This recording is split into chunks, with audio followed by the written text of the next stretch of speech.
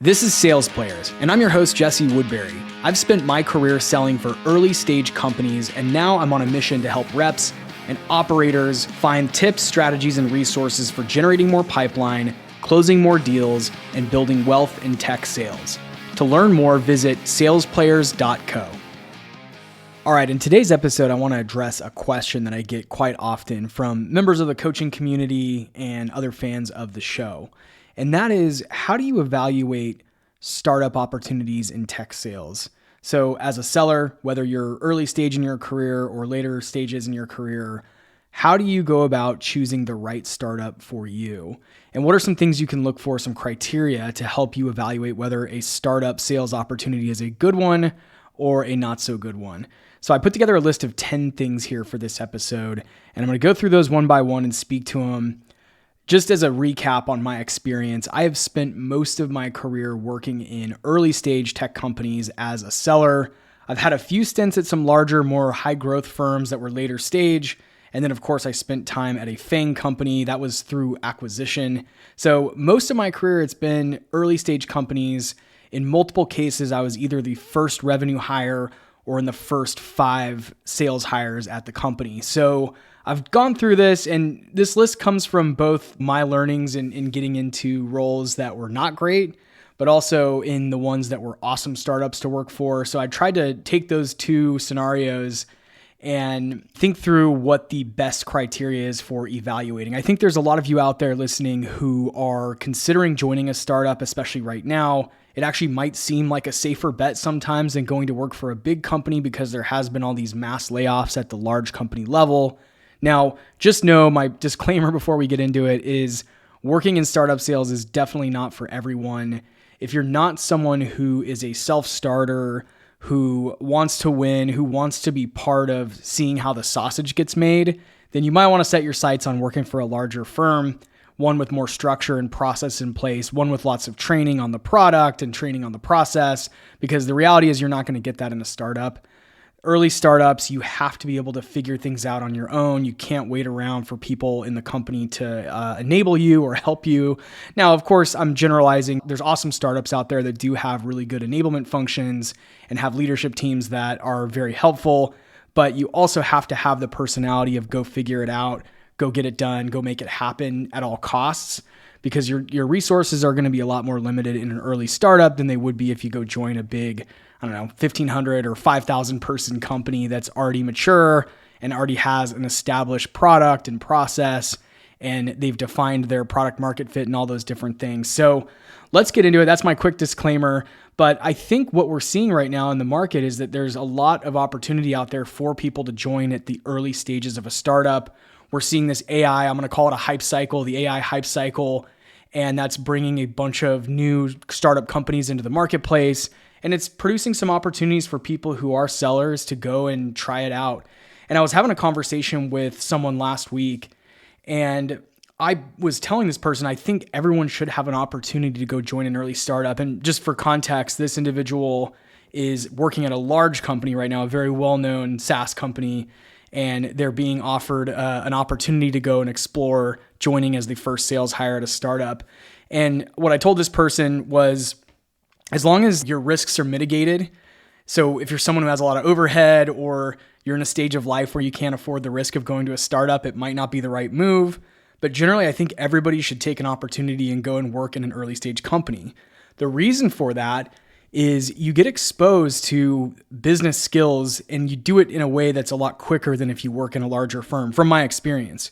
Because you're closer to the founders, you're working closer with leadership, you're more tight-knit with your team, and you're really having to figure things out sometimes on the fly.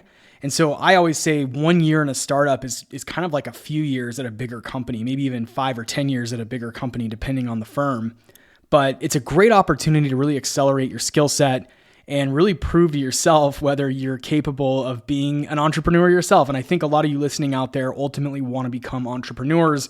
I know that's why I first got into sales, was because I wanted to learn the skills that are required to go and launch a company of my own someday. So let's get into the list here, and I'll go one by one and try to provide some color around each of these things. But bear with me here, because this is not a perfect list or anything like that. It's more just anecdotal, based on my experience, but also from things that I've studied and read over my career on what types of startups tend to succeed. So let's get into it.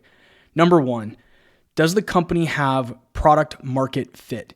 That's a term you hear thrown around all the time, and it can be a really broad definition of things, right? There's probably no exact science around determining a company's product market fit, but what I think of it as is there a specific buyer? Have they defined what their product does very well, who they sell it to, what problems it solves in a business, and can they clearly articulate that? Is it very easy to understand? And sometimes it can be a little confusing. And in the early stages of the startup, they're still trying to get their messaging right. And so it can be hard to determine this. But if you're doing due diligence on joining a startup, you need to ask questions to the founders, to the leadership around the product market fit. Tell me, some stories to back it up as well. What are our customers getting out of this platform or this software product or this AI product? And is it something that's also scalable? Is it something that has demand? Or is it something that's a nice to have versus a must have? So those are some of the questions you can ask around product market fit, but you have to join a startup that has a product that the market wants, or it has a market defined and they've determined that the market wants it. The ways to determine that is if they just have sales. And a few years ago, I probably wouldn't have said this, but what I'd say now is if you're joining a startup, you want to make sure they have at least $1 million in annual revenue before you join. And I would really say most people shouldn't even join that early. You should wait until they have 5 or even 10 million in annual revenue before you join. And so I would say if you're interviewing for a startup, it's fair to ask that question. What is the current run rate of the company, or what's the annual revenue of the company?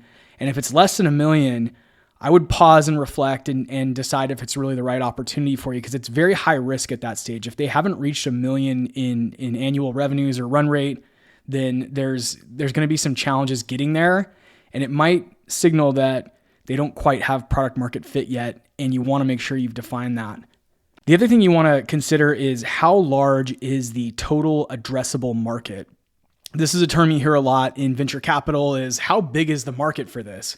If you go join an AI SaaS company that's selling to, doctors who have a first name that starts with A. I'm totally making this up, but just to give an example, if you're too far niche down in a specific market and there's not very many people in the world who could buy this, then I think that's another signal that they might not have a large enough addressable market, and it's going to make it hard, even if they do find product market fit, to scale the company up. And this is particularly the case in venture-backed companies where they've raised capital and they're trying to grow to a certain revenue target so that they can either have an exit or go public or whatever it is. And so you want to make sure that there's enough people out there to buy it, because otherwise you're going to have challenges as a seller. Because if there's like 10 people in the world that can buy this, then it's probably not going to scale. The business is not going to scale to the point where anyone's ever going to get a return on it. And as a seller, you don't want to be in a company that only solves problems for 10 of the largest brands in the world or something.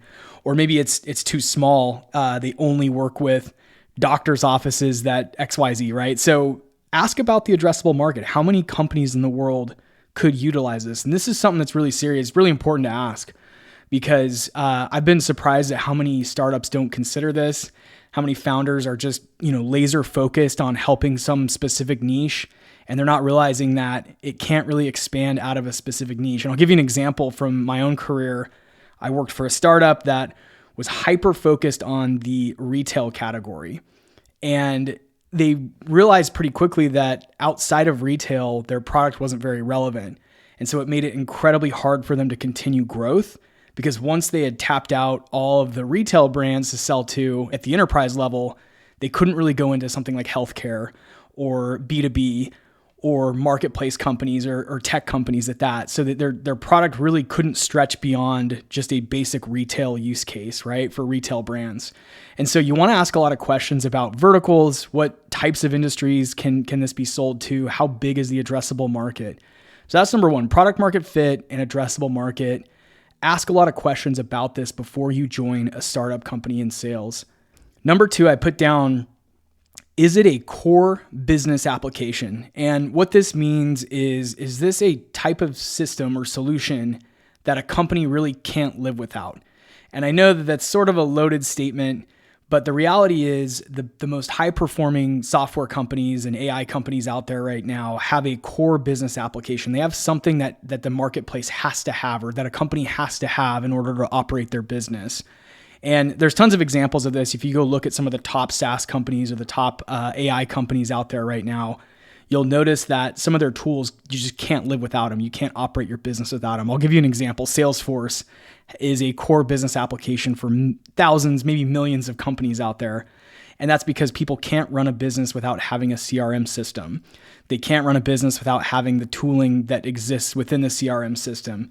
And there's tons of examples of core business applications in every industry, whether it's DevOps or marketing, the marketing stack, or your CRM system, or your ERP system, which is all your, financial management and those sorts of things. So ask the founders, is this a core business application? And this kind of goes hand in hand with, is this a nice to have, or is this a must have?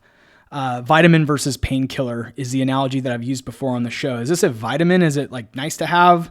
Or is this a painkiller? We have to have it to take away pain. So ask a lot of questions around, is this a core business product or application, and really do some research on your own to make sure that it's something that they have to have this in their tech stack in order to continue to run their business.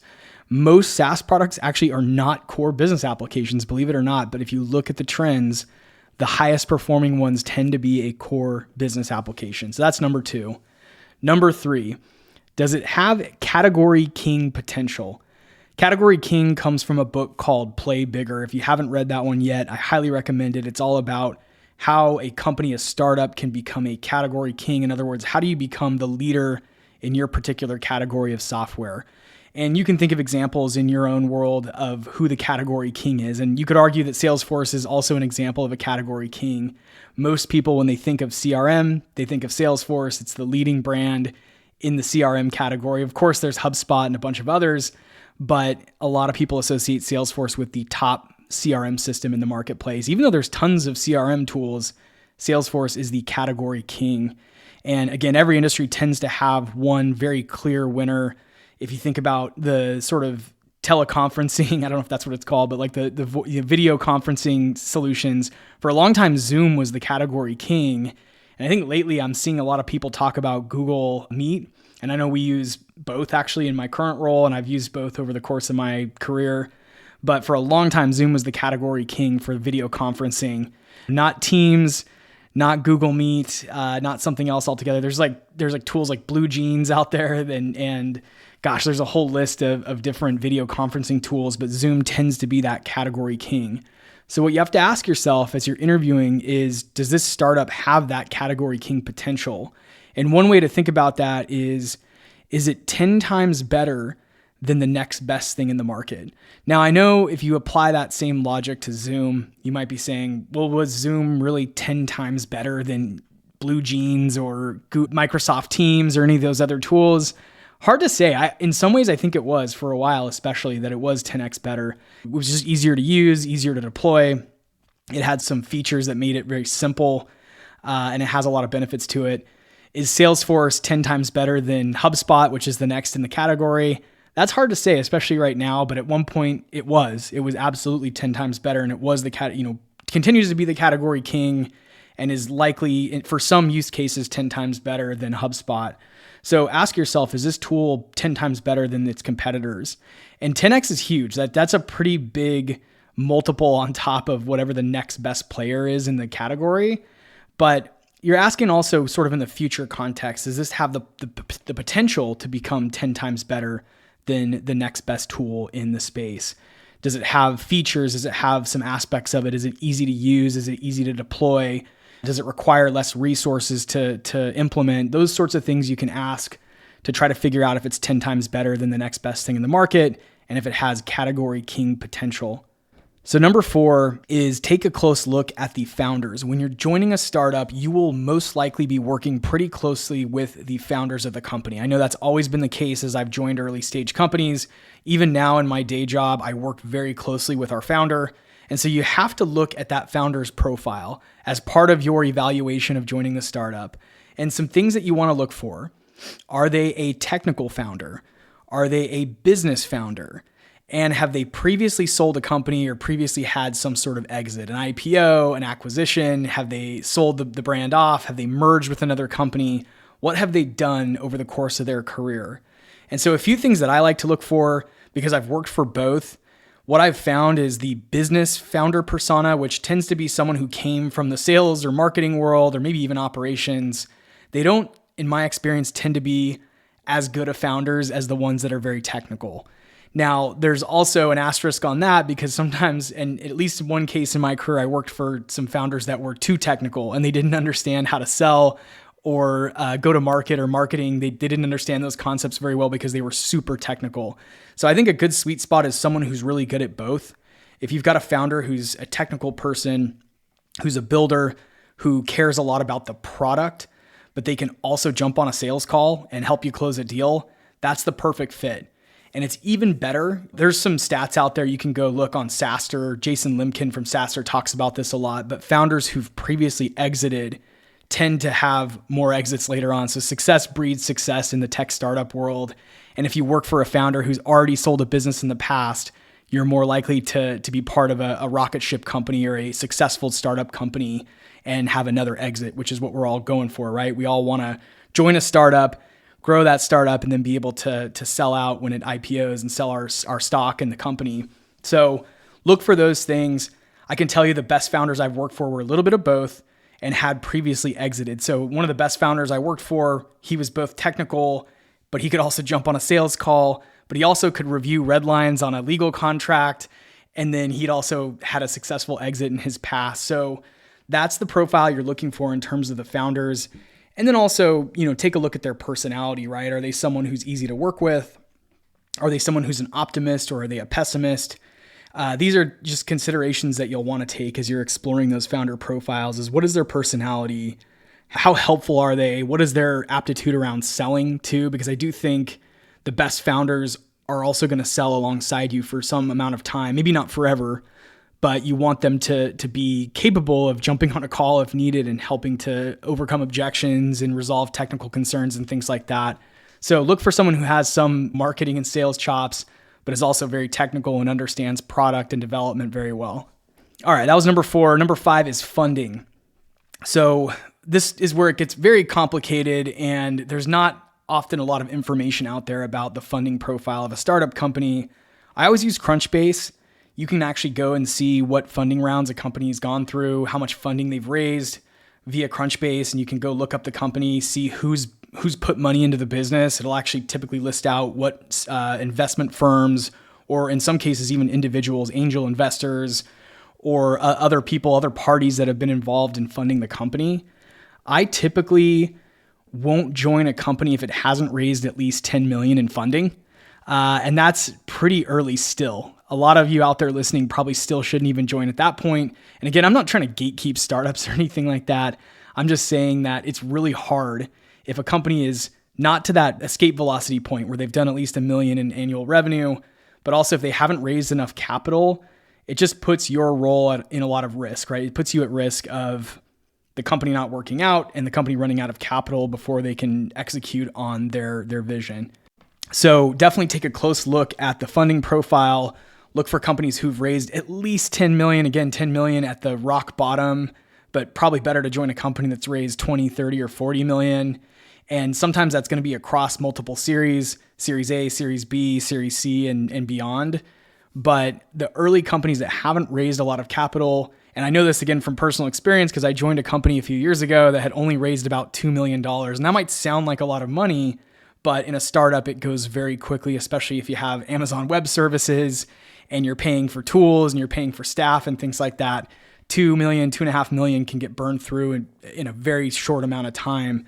And it can make it really challenging to grow when you don't have the capital to put into things like marketing or demand gen or tools to do your job, right? And so those are the things you want to look out for when it comes to funding. And again, I don't recommend joining before they've raised funding. A lot of companies right now are actually bootstrapping too. So if you're joining a bootstrap company that doesn't have venture capital, you'll want to ask a lot of questions about how the cash flows into the business, what resources are available with the funding that's there, and make sure you're not joining something that doesn't have the resources to continue to grow and scale. All right, so that was number 5, funding. Let's move on to number 6, traction, revenue traction, run rate. And I already touched on this earlier on in one of the other points, but let's dive into it again here. So you want to make sure to join a company that already has some traction. And a few years ago, I might have said this wasn't as important, but I now think that it's very important that the founder of the company get the business to a certain point where there's enough revenue coming in before they start to hire salespeople. And the reason for that is, in my own case, I joined a company where the founders were under this mindset that if they just hired the right sales guy or sales gal, that person could go and scale revenue up to $1 million and beyond. And they didn't put in the cycles on their own to figure out what the messaging was, who the buyer personas were very well. And it made it incredibly challenging to come and join a company. And I felt like I had to be another founder, right? Because I was going through and trying to experiment and figure out who cared about our message, who was willing to buy it, where the budget came from. And those are big challenges. So you really want to join a company that's already got some traction. And again, I really wouldn't join a company if they're less than $1 million in annual run rate. And in many cases, you probably want to wait till they're at least at 5 million or even 10 million. So let me go through some of the milestones are 1 million, 10 million, 20 million, 30 million, and then 100 million are some of the big milestones in a startup. And the best time to join as a seller, in my opinion, as an account executive or even an SDR, is probably around the, between 5 and 10 million point. That's in startups. But obviously, if you're looking for something more established, you might want to wait till after that 30 million or beyond mark before you join. That's when you're in the growth stages heading towards that $100 million mark. And that's where you can also have some awesome traction and growth. And they tend to be closing lots of big deals at that point. And they've already established their product market fit and their messaging and all that. So it may be best to wait. But if you're passionate about startups, at least $1 million, probably closer to 5 or 10 million if you want to make sure you're as successful as possible. And you want to know that the founders have got it to that point, because then at that point, you're coming in to help them repeat a process and not build a process from the ground up, which in a lot of cases, a suicide mission in a startup is coming in and trying to build something from the ground up as a seller versus having the founders lay the groundwork first. So number 7, this is an interesting thing you can explore. Some criteria that you can look at is who are their customers and what do they say about the product or solution? And in some cases in early startups, you're not going to find as much information out there. But in a lot of cases, you'll find on G2 Crowd or Capterra or TrustRadius, one of the review sites, you can go read what customers are saying if they have customers. And by the way, I wouldn't join a startup that doesn't have any customers. It's kind of a recipe for big challenges ahead if you do that.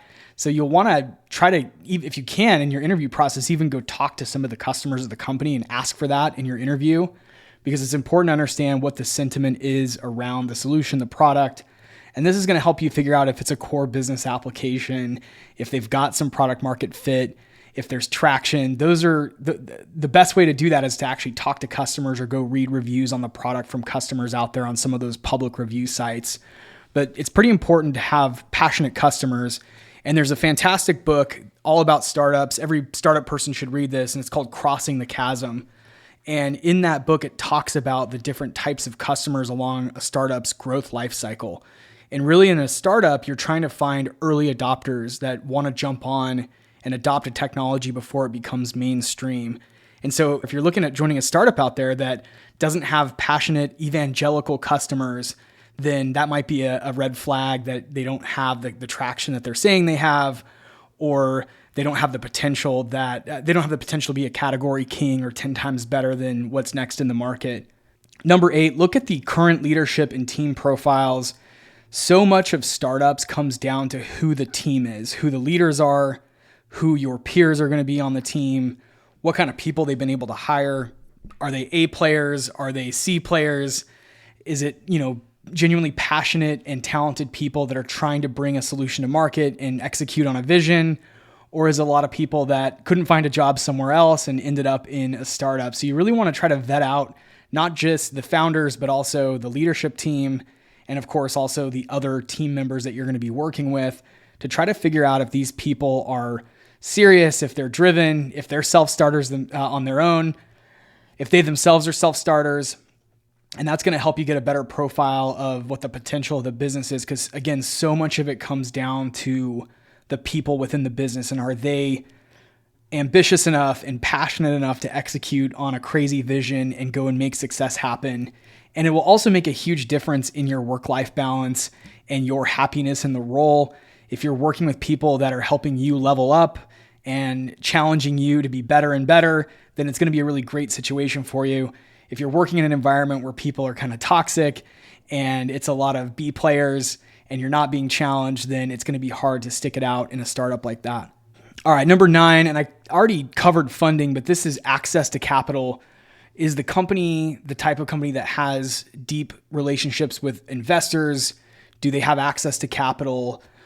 Is there interest in their company from bigger companies? Is there some momentum from outside of the business, not related to customer activity, but related to the ability to raise capital? And so you want to look for a startup that has really tight relationships with their venture capitalists, their investors, and their board members. Because what I've found in working at startups is if you have a really good investor, they won't let a great company fail. They will not let a great company run out of capital, run out of cash, and flame out, as they call it. So you want to ask a lot of questions around how the investors, how the board members impact the day-to-day, but also how they impact the culture and whether they are willing to put more capital up should they need to. And if they have fail safes in place, should the business have a tough quarter or two, are they able to raise more money to keep the machine going? Or are they going to fold after 2 quarters of non-performance? Because honestly, you don't want to join a company that only has a couple of quarters of runway. You want to join a company that has a lot of runway, preferably 2 years, 3 years if possible. I know that's hard, and I think it's a fair question to ask in your interview. Ask the founders how much runway they have in the business. And if it's not a couple of years, and that might sound like a lot, but in startups, I think it's really important for an early startup to have enough cash to last at least 18 months, probably 24 months is ideal. And beyond that's even better. But you don't want to join a startup that has 9 months of runway in terms of capital, because you're going to find yourself looking for a job pretty quickly. All right, rounding it out with number 10. And this is something I read on SaaStr a long time ago, and I totally agree with it. And that is, does the company have a culture of action and urgency? And that might sound really abstract, but hear me out here. I'm paraphrasing this from Jason Limkin of SaaStr, who said that his best companies in his investment portfolio tended to have a culture of urgency. In other words, people didn't wait till tomorrow to do something, they did it right now. Whether that's shipping a proposal to a customer, shipping a new feature on the product, turning around a contract, turning around a demo session, getting something on the calendar, getting the next step in a deal, raising the next round of capital. The company has to operate with a culture of action and urgency. People need to be biased towards action, and they need to feel like a sense of urgency all the time, because in a startup, you don't have time on your side. And there's a saying, of course, you've all heard it, which is time kills deals. That's not only true with sales, but it's also true with raising capital. And I also think time can kill products. So if you're not constantly putting out new features and new aspects or new, elements to the product, then you're also not acting with action or urgency. And that kind of culture can actually kill a startup. And so you want to try to vet for that when you're interviewing. It may be hard to do, but just, ask some questions around how quickly things get done, how quickly things get turned around, how often new product features get released, how quickly, do we turn around a demo session? Because if you interview for a startup and they say, well, we need 2 weeks to configure a demo, so you can't just come in and get a lead on Monday and book a demo for Wednesday. We're going to need a couple weeks before we can provision a demo environment to do that demo. Red flag. That's a huge red flag. Culture of urgency. The company needs to be able to quickly turn around resources in order to earn customers. And if they can't do that, then their chances of success are pretty low in the market. So culture of urgency and culture of action. So that's it. Those are the 10 criteria that I would look at. And if you're looking at joining a startup right now and you're interested in just talking through the opportunity, let me know. I'd love to hear from you and would love to connect with you and share more about my process for evaluating the right startup. There's a lot more criteria than just these 10 things. And sometimes it's going to come down to, your personality and what you're looking for in the day-to-day. But I hope this list helps you as you go out and evaluate opportunities. And I would really encourage everyone out there to spend some time at a startup, because it's a really amazing opportunity to stretch your skills, learn about business, develop some more business acumen, and really level up in your own career. Thanks for tuning in.